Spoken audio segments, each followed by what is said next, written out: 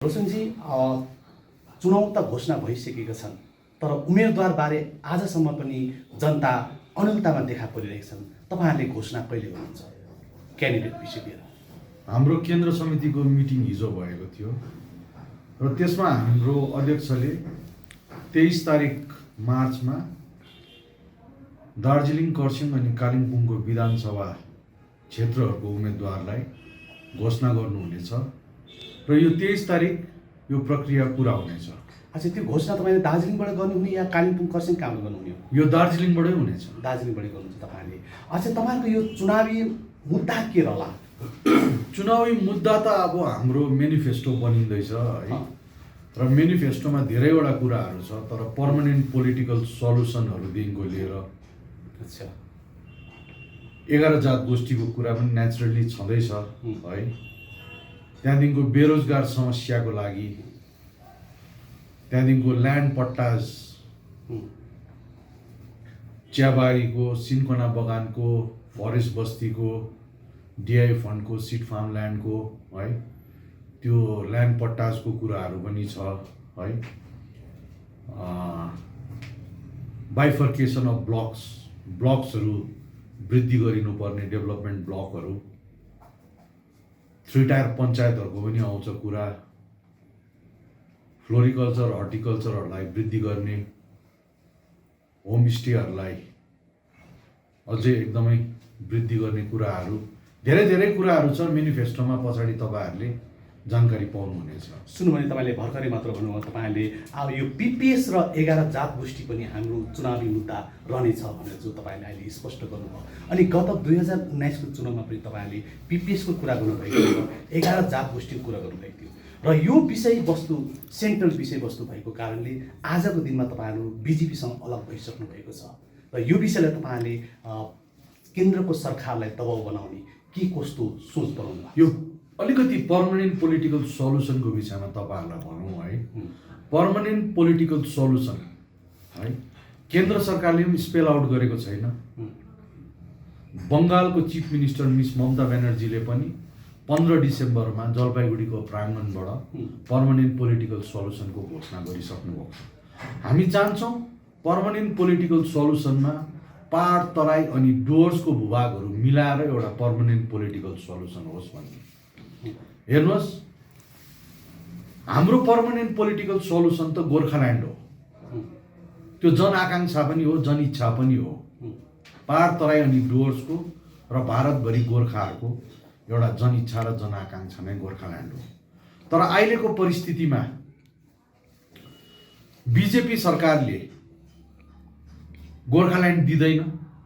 यो किनभने गोर्खाल्यान्डमाथि टक्स बोलाएर 7 तारिक अक्टोबर 2020मा जिटिएमा चिठी चेन्ज गरिदिएको, यो तपाईँहरूलाई सर्वविदित छ।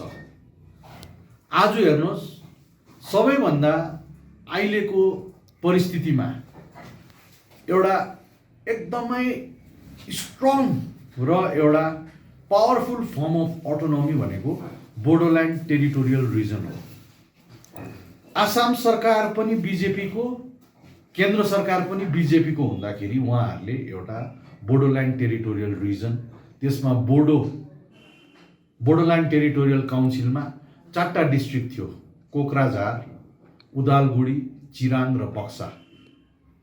तर त्यहाँदेखिको बोडो एरियाहरू मिलाएर र धेरै सहुलियत र सुविधा भएको, मोर पावर भएको व्यवस्था पायो भनेपछि बिजेपी दुईटै जग्गामा, केन्द्रमा पनि हुँदा सत्तासीन र स्टेटमा पनि हुँदाखेरि बोडोहरूले त्यो पायो भनेपछि हामीले एउटा स्पष्ट अडान लाउन सक्छौँ कि केन्द्रले गोर्खाल्यान्ड दिनेवाला छैन, युनियन टेरिटोरी पनि दिनेवाला छैन।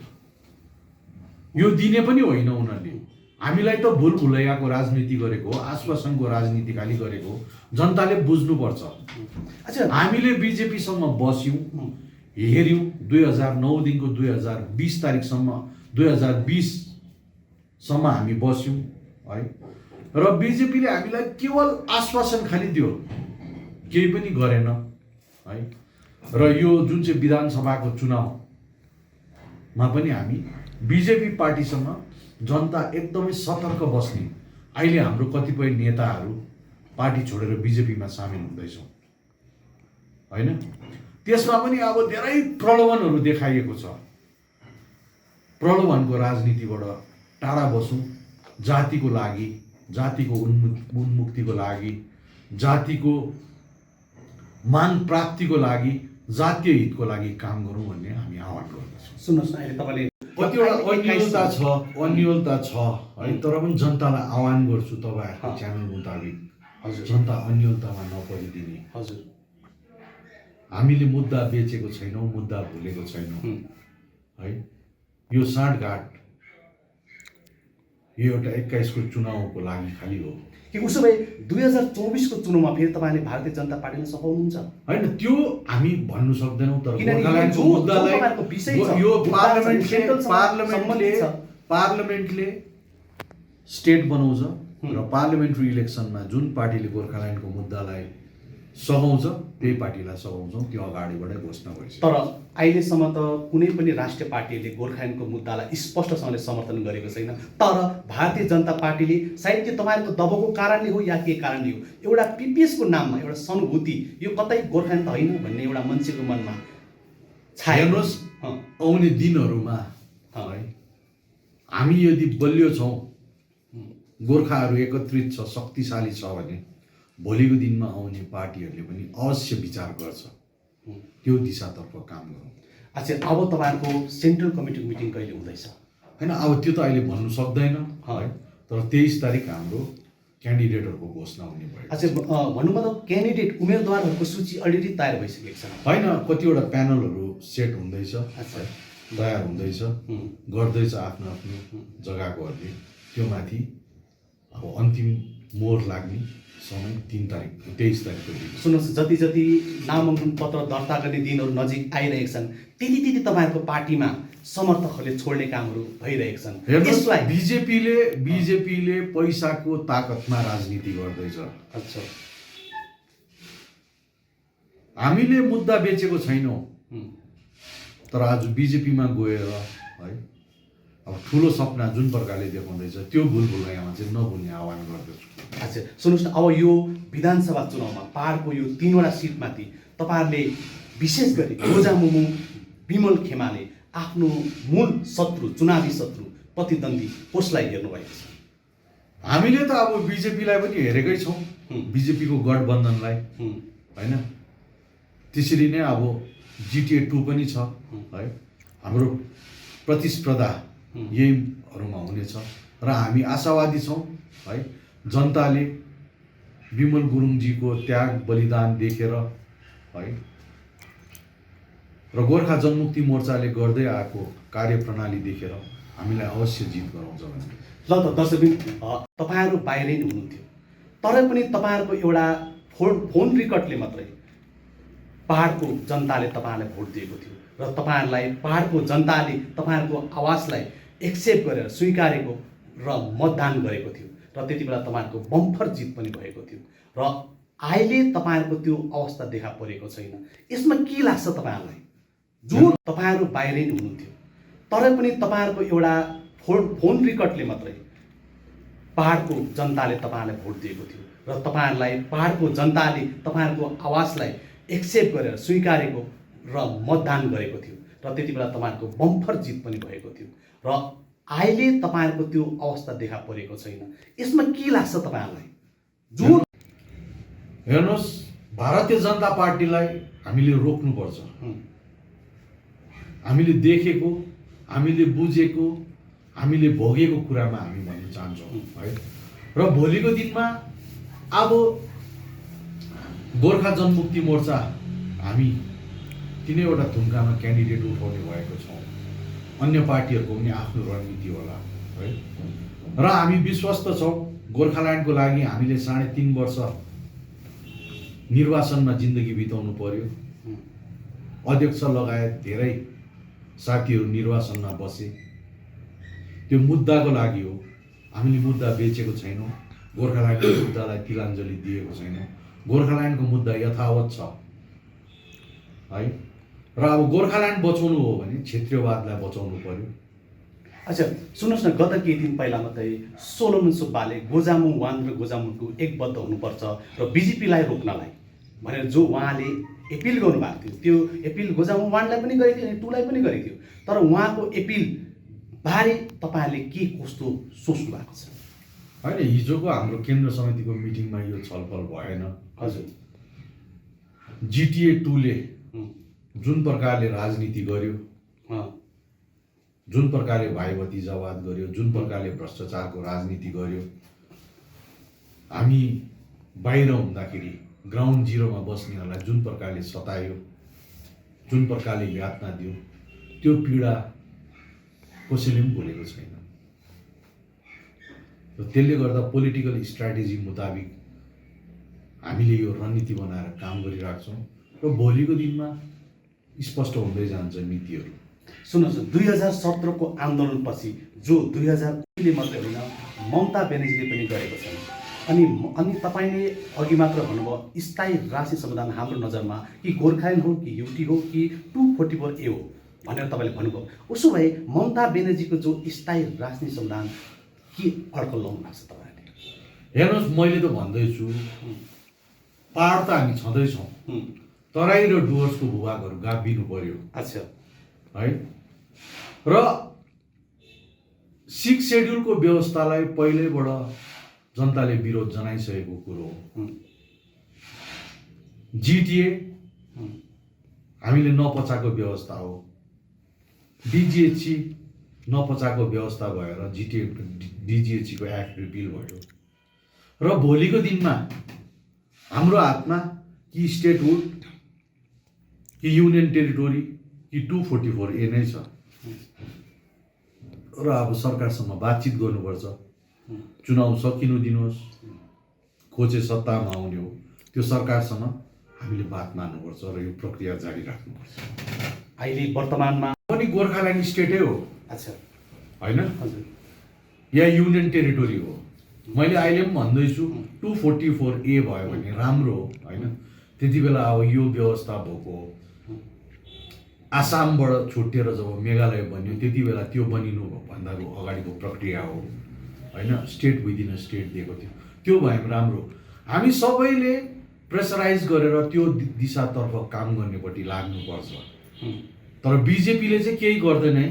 अच्छा, यो चाहिँ बुझ्नुपर्छ है। एउटा कुरो, तपाईँले बिजेपीलाई, भारतीय जनता पार्टीलाई 2009 देखि सकाउँदै आउनु भएको अनि 3 पल्ट उहाँलाई एन्ट्री पनि दिइसक्नु भएको, तर बिजेपीलाई बुझ्न यति समय किन लाग्यो तपाईँलाई? हेर्नुहोस्, बिजेपीले 2009 मा गभर्मेन्ट फर्म गरेन, 2014 मा गभर्मेन्ट फर्म गर्यो। होइन, 14 मा गभर्मेन्ट फर्म गर्दाखेरि उनीहरूको मेनिफेस्टोमा के थियो भने बिजेपी पार्टीले दार्जिलिङ डिस्ट्रिक्ट अनि डुवर्सको गोर्खा र आदिवासीको दीर्घकालीन मागलाई पूर्ण रूपले अवलोकन गर्नेछ अनि सहानुभूतिपूर्वक समाधान गर्नेछ भन्ने हामीले सोचेको थियौँ। बिजेपीले गोर्खाल्यान्ड नदिए तापनि गोर्खाल्यान्डको लागि एउटा कमिटी बनाइदियोस् त्यसको भाइबिलिटी हेर्नुको लागि, तर त्यो समेत पनि त गरेन। 2019 को मेनिफेस्टोमा पर्मानेन्ट पोलिटिकल सल्युसन र ट्राइबल स्ट्याटस त्यो हामीले नै लेखाउनु लागेको। तर आज हेर्नुहोस्, 2016 मा ट्राइबल स्ट्याटसको लागि मोदीज्यूले सिलगढीको उत्तराबाट मादरी हाटबाट बोलेको, त्यति बेला मादरी हाटमा अध्यक्ष विमल गुरुङज्यू डायस सेयर गर्नुभएको थियो। सिलगढीको उत्तरामा मैले डायस सेयर गरेको थिएँ। एक एकवटा नाम उच्चारण गर्दै एक एकवटा जात गोष्ठीलाई ट्राइबल दिन्छु भनेर भनेको आजसम्म पुरा भएन नि त। हेर्नुहोस्, बिजेपी एउटा विस्तारवादी पार्टी हो। गोर्खा जनमुक्ति मोर्चा सहयोगी दल बिजेपीको हुँदा पनि आज बिजेपी पार्टीले आफ्नो पार्टी विस्तारतर्फ लागेको थियो र क्षेत्रीयवाद बचाउनुपर्छ, क्षेत्रीयतामा विश्वास गर्नुपर्छ। आजसम्म हामीले क्षेत्रीयता बचाएर नै गोर्खाल्यान्डको मुद्दा जीवित राखेको। भोलिको दिनमा बिजेपी पार्टीले यहाँनिर अलिकति खुट्टा राम्ररी चाल्नु पायो भने नि गोर्खाल्यान्डको मुद्दा, गोर्खाल्यान्डको डिमान्ड हराएर जान्छ र जनतालाई सचेत र जागरुक हुने म आह्वान गर्दछु। सुन्नुहोस् न, पनि त्यही बुझेको थियौँ है। उसो भए तपाईले त्यो बीजेपीसँगको पर्मानेन्ट पोलिटिकल सल्युसन र 11 जात गोष्ठीको ट्राइबल स्ट्याटसको कुरा अमित शाहज्यूसँग भेटेर भूपेन्द्र यादव जेनरल सेक्रेटरी उसँग बसेर गोर्खा जनमुक्ति मोर्चाले नै समावेश गरेको कुरा हो हैन। तर पीपीएस हामीले सोचेको गोर्खाल्यान्ड हो, तर बीजेपीले सोचेको चाहिँ जीटीए भन्दा ठुलो व्यवस्था चाहिँ होइन। अच्छा भन्नुभयो त्यति बेलाको तपाईँहरूको वार्तामा बैठकमा यो पीपीएस के हो भन्ने स्पष्ट भएको थिएन। हेर्नुहोस्, अब हामीले चाहेको एउटा कि चाहिँ गोर्खाल्यान्ड स्टेट हो कि चाहिँ युनियन टेरिटोरी। 6 शेड्युल गोर्खा जनमुक्ति मोर्चाले आन्दोलन गरेर त्यो एउटा रिजेक्ट भइसकेको व्यवस्था हो हैन। लेजिस्लेटिभ पावर भएको व्यवस्थाहरू कि चाहिँ स्टेटहुड हो कि चाहिँ युनियन टेरिटोरी हो कि चाहिँ 6 शेड्युल हो हैन।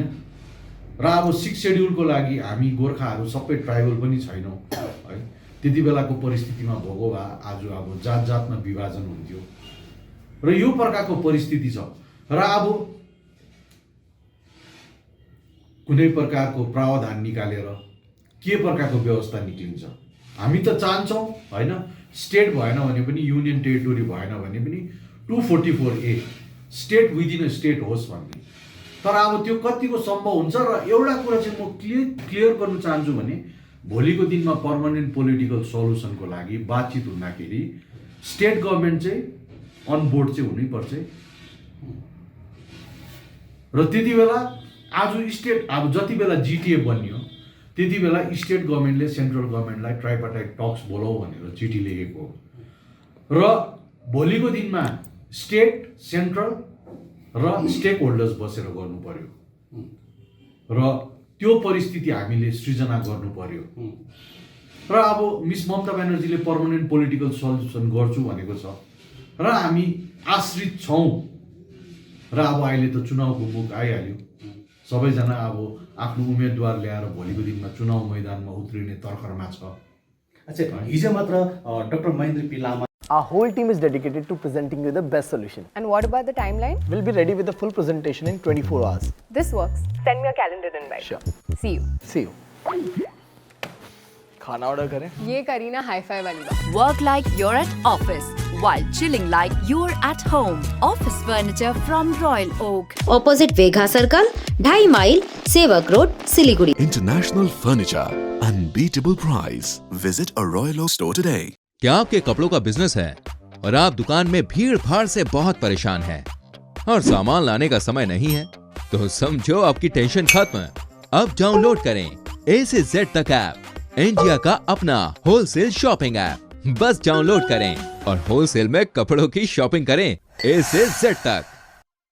घर के फर्श की चमक को रखिए बरकरार जीप्स निमोल नीम हर्बल के साथ, क्योंकि निमोल हर्बल नीम घर को साफ ही नहीं रखता बल्कि 99.9% जर्म्स और बैक्टीरिया का जड़ से सफाया भी करता है।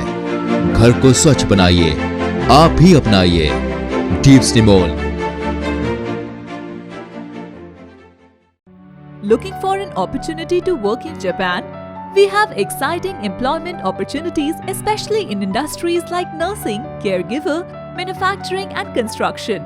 Advantages of working in Japan: better pay packages, better quality of life, better employee welfare and protection, high professionalism and work ethics, respect and dignity of labor, learning the best technology in the world.